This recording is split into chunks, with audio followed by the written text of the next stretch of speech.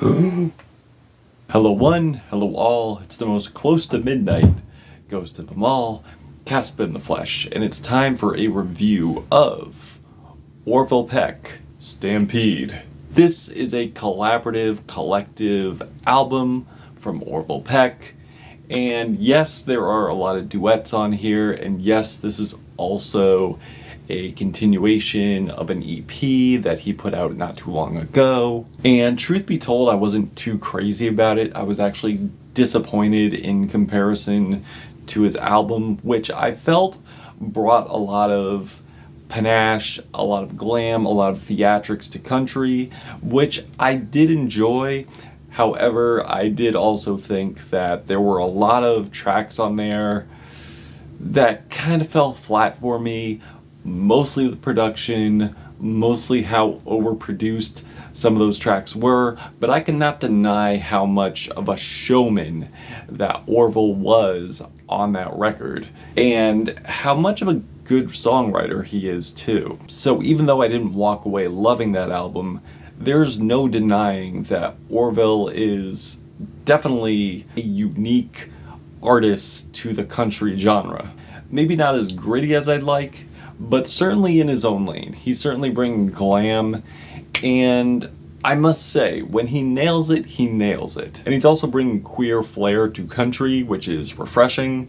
Same thing with Adeem the Artist, even though I feel they do it better. I feel better lyricism, better writing, but Orville brings something different. You know what? Adeem should have been on here, like now that I'm really thinking about this, but I digress. But this being a continuation of that, the additional tracks are pretty great. And that's not to say that the EP was a total dud.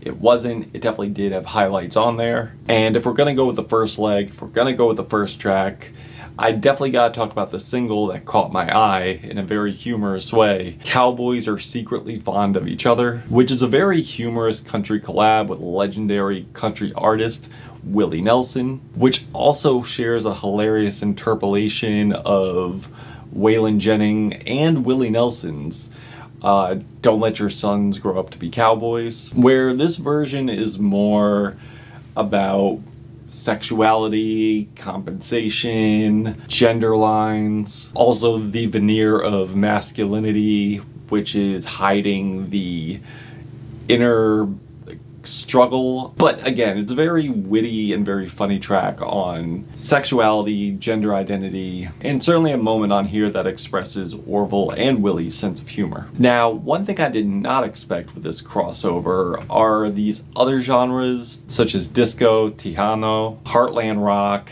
cabaret, funk. I gotta admit, some land, and pleasantly so, and some not so pleasant. But the ones that do land, and the ones that are fantastic, are pleasantly embedded in my memory banks, and have left me absolutely enamored. There's certainly a lot of glam on here, certainly a lot of theatrics, a lot of chemistry, of course I'm talking about when it comes to the highlights. And I would say, with 15 tracks, about 50 minutes, I definitely got more than a handful on here. Because when the vocal performances stun, they really do stun. Like on the absolutely stellar and radiant Mienteme guest Hispanic vocalist Blue Caron, to the flavorful, extravagant horns, the galloping horse chase rhythms, to Spanish dance style percussion. In my opinion, this is definitely a new mark for Orville, not only singing in Spanish,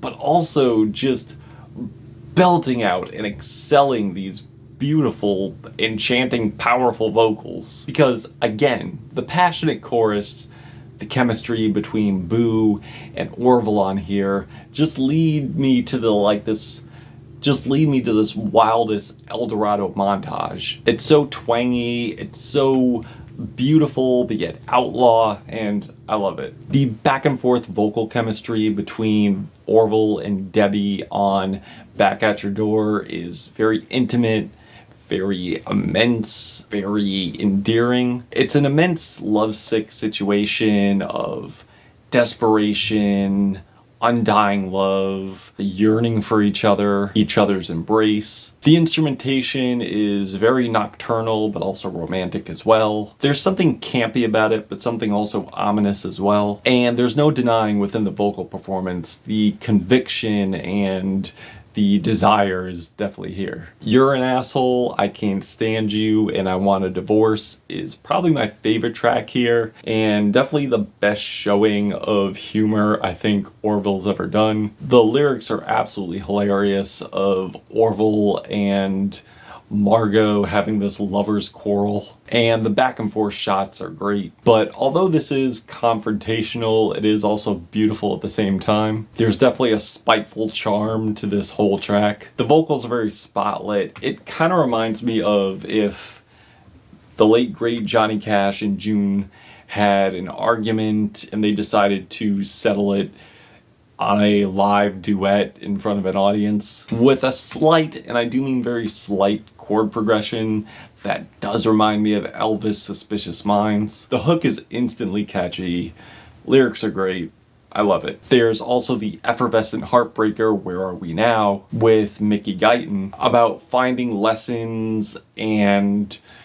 what seems to be closure in a relationship that has come to an end or about to come to an end, and finding lessons within it. I love the soaring group vocals, the driving guitars, the guitar embellishments. It's a great track, it's a powerful one, and great lyrical sonic contrast. And of course, yes, Peck does cross over into other territories, but I will say not all of them are for the best. Like, I wasn't too crazy about Chemical Sunset, which I may be looking into this a little too deep, but it's kind of a cheesy, fetishized, toxic relationship featuring the fetishization of alcohol intake. And not to mention the instrumentation just sounds like a watered down Tom Waits off something he would have done off either Real Gone or Blood Money. It just sounds very goofy, Halloween-y, and campy. Not only that, but we already had an intimate, tragic love song. We don't need another one. There's also Death Valley featuring Beck. And given how I've loved Beck's earlier work, he has proven to be a very creative artist, a very versatile artist, but it seems to me he's pulling from his weak spots and throwing them on here, and not to mention the mix on this just sounds so compressed and thin, and it's really hard for me to take the dated horns seriously. Like, the whole thing just sounds to me as a parody of like a Vegas movie, and it's missing the humor pretty bad. And Midnight Ride with Kylie Minogue, the whole thing just sounds to me like a really bad bar and grill commercial, especially with the cheesy whistling that should have died out in the 2010s. Not to mention the really bad sonic contrast of Orville Peck's non-touched vocals and Kylie's processed vocals is just shouldn't be. The Every Year Gone with Teddy Swims, the drums on here sound really sloppy. The backing vocals, choir vocals don't really have much feeling to them.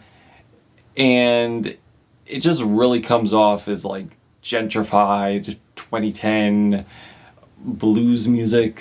Doesn't really reach much of an epic climax either. Now, as far as covers here, it's pretty mixed bag. Like Saturday Night's Alright for Fightin' with piano rock legend Elton John. I just prefer the original more than the new one, because I don't really think it adds much to the original, to be honest. But I will say the absolutely dreamy and adorable Magnetic Field song off of the amazing album 69 Love Songs, Papa Was a Rodeo, fantastic rendition, a beautiful rendition about a tragic backstory of not having a real life, of not having like a solid life, a solid family, always being on the road, but also finding love at the same time. It's beautiful, it's adorable, it's gorgeous. I love the string layers on here. The pluck string guitars are great. The vocal chemistry is heart-wrenching. And there's also the glamorous cover of Rhinestone Cowboy. Great vocal guest, one after the next. It really does captivate, and it really does bring in the sheen that the original had